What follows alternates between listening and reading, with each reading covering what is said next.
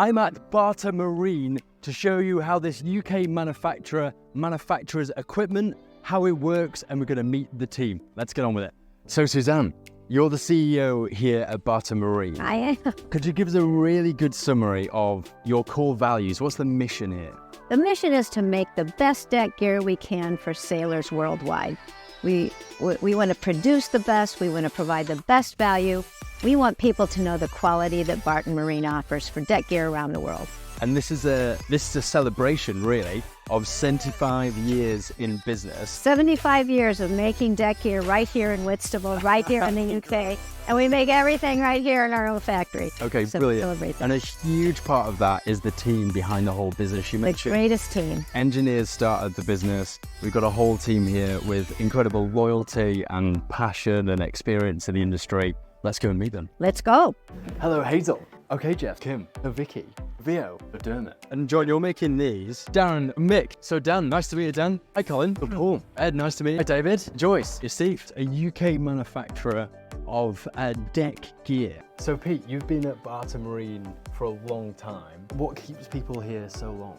We've got a very good team here because everyone helps out. It's been a long-standing company. It's a lovely family team. So family orientated, I've got a great admin team outside. like a little community here, so, and been here 21 years, so it's working. Dermot keeps everything running, and you're really important, but you'll never admit to it, will you? You're a UK manufacturer. Pretty much. Why is that so important? We're very proud of the fact that we're manufacturing in the UK and not importing from the Far East. So we can build very quickly. We're also responsible for shipping all the way around the world. We can assemble blocks in 2 or 3 days on large batches. They can reduce that carbon footprint and the emissions from the overall output of the company. It's a decision of ours to source close to home. So they're not relying on supply chains and delays, and it allows them to maintain that quality output. Basically all the products are made, brought in here, quality controlled, picked, packed and shipped out the door. So that is Barton Marine. Jeff, we've got some new products. Carbon you- tiller extensions. Yes, tell me more about them.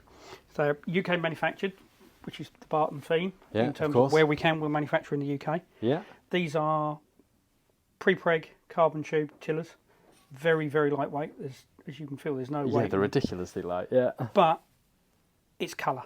It's not only performance, it's colour. People want flair, they want individuality. So with these new range of colours, it gives choice. Yeah, and It's they can not personalise just a them. black Yeah. carbon tiller. Yeah. It's choice, it's preference. Have it to match your boat. Okay, brilliant. And when you're developing this, how do you come up with these specific colours? What's made you come out with this product? We've seen it come through in specialist one-off manufacturers of tillers. Okay. People wanting individuality. Yeah. So we've worked to develop a production range with the most popular colours. Black with gold, the red, the pink, the blue. Yeah. They were the colours that were predominantly selling in one-off builds. So Okay. we've now brought them to the mass market. 3 lengths, 980, 1250 and 2.5 metres, Okay. which are the core sizes. Yeah. Okay, brilliant. Thank you for the update. Cheers, Jeff. Cheers. We talk about Tufnell, which is our new range, and it's actually where the company started Let's have a look. Yeah. in 1948 when we were founded. Yeah. This is what we were producing back then. Yeah. The product became old hat, it died out, only a couple of manufacturers remained, and they have now changed in what they do and how they produce. So our customers are going, well, can you reproduce these? Can you start producing these again for us? So in May, yes, we you made the answer is yes, we can. Yeah. In May, we made the decision, yes, we're going to jump in with both feet and do this and supply the market. And stock will start flowing out the door in August for customer orders and supply. But what we've done is we've taken a traditional product and we've applied modern manufacturing processes. Right, yeah. So the swivel is now much more modern, much more sleek, but you still keep that traditional classic look, but it becomes much more functional and stronger. So Jeff, you're the commercial director here. A huge part of your role is innovation. How does that work in terms of product development and then ultimately bringing it to market? It's start with the feedback from the industry, boat Yeah. builders, OEMs, chandleries, because they all have different feed into that. Work on a prototype, work on how we get a concept. Yeah. Genoa cars was an example of Okay, that. let's have a look. Yeah.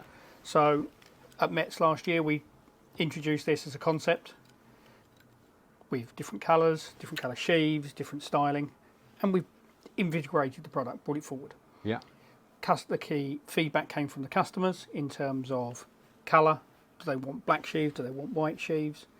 Which then allows us to take it through into a production model. We offered the champagne and the black. Yeah. We were hoping to go with one. Feedback from customers was, well, actually we like the black, or actually we like the champagne, so we manufacture both. Okay, beautiful. And you've got the facilities to do that, so then you brief up the team, how do we make it?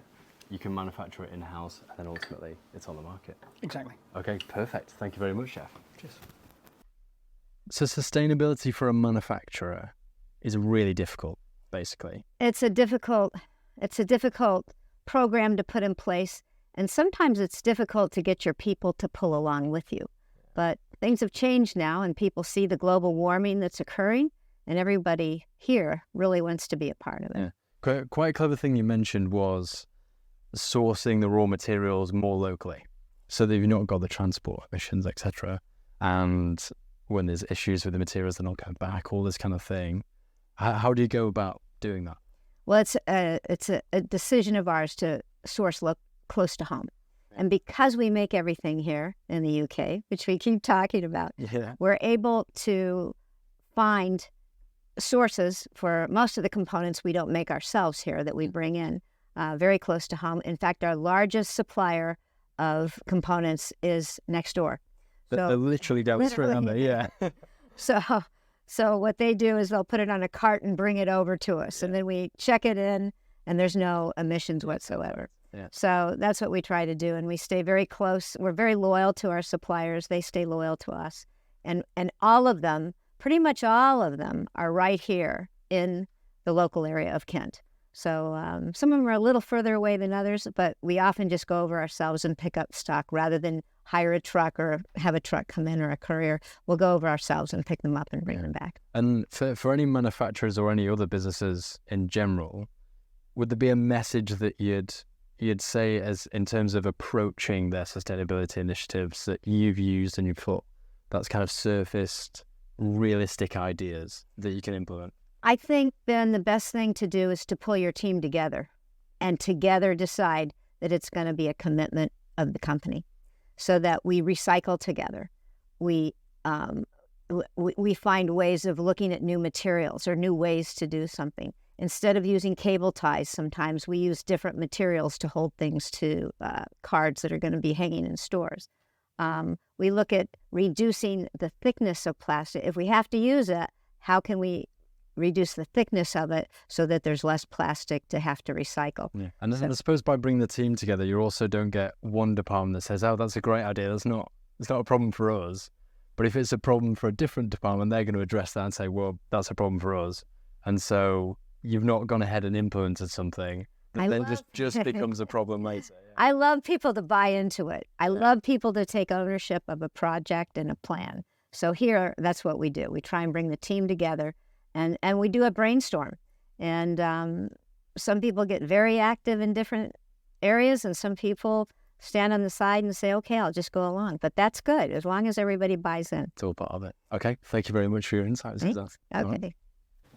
Okay, Dermot, so what's this all about? So this is our brake test machine. We take blocks when we're developing them to see how strong they are, and then occasionally out of production just to check that they conform with the specification and meet the strength that we say they do in the thing to make sure they perform correctly. Okay, perfect. And it's the fun bit, right? So So what are we gonna see? We're going to see stuff get broken. Brilliant. And we're going to see the load at which it breaks. Okay, so what's actually happening? Okay, so here we have a load cell that measures the load that we're applying. We apply a load using the block there. And then down here we have the block that we're testing. As we apply the load on there, we will see on the screen here the amount of load we're applying increase until the point where this breaks.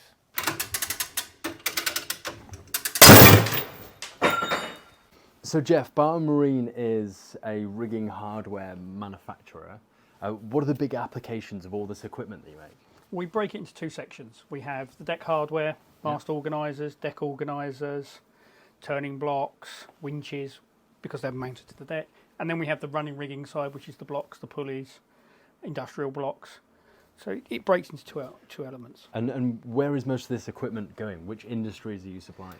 Predominantly it's marine industry. Okay. Our core is marine, that's where we started. But we also support automotive, military, gym equipment, equestrian. Okay, It's amazing where. Yeah, because you've got the core system, you've got the product. If someone has got a good use case for it, then they'll phone you up and say, hey, can you make this? Yeah, and if you look on the back here, you've got the industrial snatch blocks. The snatch block is a marine product, so you can get a rope into a block without threading it through. Yeah. But the marine industry have different ways of working than the industrial side. So we develop an industrial version. Yeah. It's much more agricultural in terms of its look and feel. Yeah. But essentially, it's a variation on a marine snatch block. Okay, perfect. Thank you very much, Jeff. Cheers. So, Kim, anything to do with growth and expansion is your thing at Barton. What's your focus at the moment?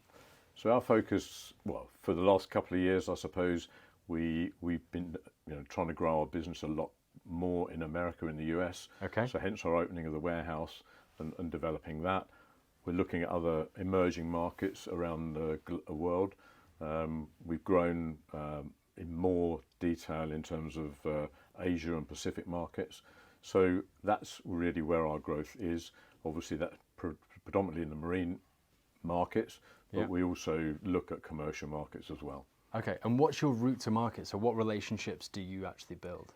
So we try and build relationships with distributors and new distributors around the world. Yeah.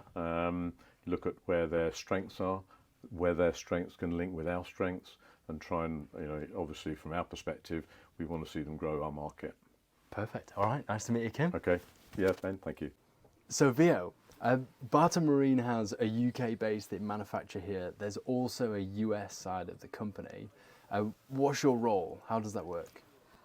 I'm coordinating the Barton US activity in US, so I make sure all our dealers get their orders on time as soon as possible, so they've got the stock on the shelves basically. Yeah, so we don't run out of stock and somebody's waiting for their equipment. No, right, and especially not in a season. We don't want yeah, that. perfect. And then make sure that Barton Marine is supplying Barton US with the stock that is needed there. So the levels of stock in a warehouse in US, it's always at the maximum. Okay, perfect. Nice to meet you, Vio. Nice to meet you, Ben.